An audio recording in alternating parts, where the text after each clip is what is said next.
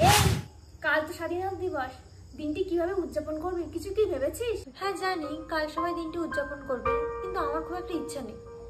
কত রক্তক্ষয়ী সংগ্রাম, কত বিপ্লবীতে তাজা প্রাণ যাবার পর আমাদের দেশের স্বাধীনতা এসেছিল, আর তুই কেন বলছিস স্বাধীনতা দিবস উদযাপন করবি না?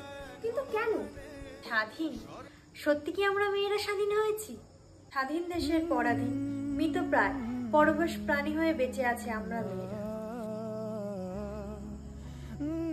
যে কোনো কারণে তুই একটা রাত বাইরে কাটিয়ে আয় বা একটা রাত দেরি করে বাড়িতে ঢোক, তোকে বলা হবে তুই দুশ্চরিত্রা।